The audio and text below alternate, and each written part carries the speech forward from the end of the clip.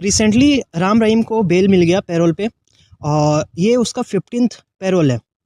40 days के लिए उसे क्या है कि बाहर है वो, और ये 15th टाइम्स बाहर आएगा वो। टोटली 2020 से जब से उसे कन्विक्ट किया गया था वो 406 दिन, 2020 से 406 दिन, मोर देन 1 ईयर वो बाहर ही घूम रहा है।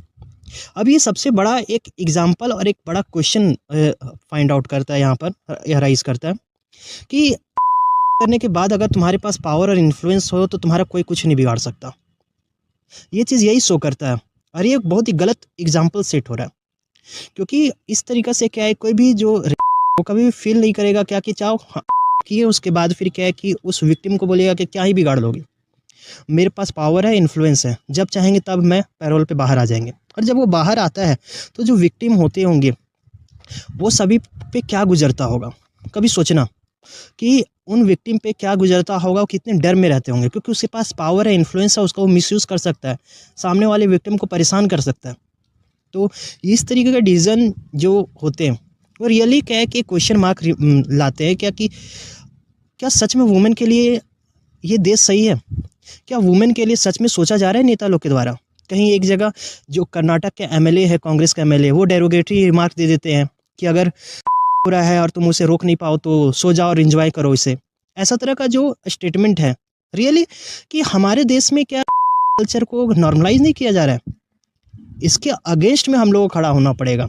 इस तरीके का जो नेता अगर इस तरीके का स्टेटमेंट दे रहे हैं उसके अगेंस्ट में हम लोग आवाज़ उठाना पड़ेगा, और इस तरीके से जो रेप में बेल मिल जा रही है इसके खिलाफ भी हम लोग को आवाज़ उठाना पड़ेगा।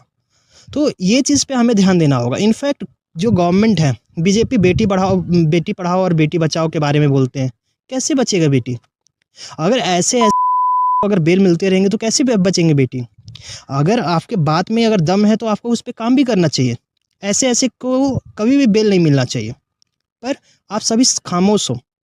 इस चीज़ पे काम करो, नहीं तो फिर क्या आने वाले टाइम में बीजेपी का जो डाउनफॉल होगा, यही सब जो छोटे-छोटे चीज़ है ना तुम्हारे, ये तुम्हें डाउनफॉल के लिए ले जाएँगे। क्योंकि देखो क्या कि बीजेपी इसलिए नहीं जीत रही है क्या कि वो सबसे बेस्ट पार्टी है, नहीं, इसलिए क्योंकि और कोई ऑप्शन ही नहीं है। कांग्रेस में भी वैसे ही लोग हैं और बीजेपी में भी वैसे ही लोग हैं, ऑप्शन नहीं है, इसी कारण से तुम जीत गए। अगर ऑप्शन अच्छा होगा तो तुम्हें कोई नहीं चूज़ करने वाला, क्योंकि अब तुम वैसे काम ही नहीं कर रहे हो। रियल बात है। अपर के कुछ लीडर्स मैं बोल सकता हूँ कि कुछ अच्छे काम कर रहे हैं, बट लोअर में ग्राउंड में रियलिटी सच में बहुत ही बुरा हो गया। जय हिंद।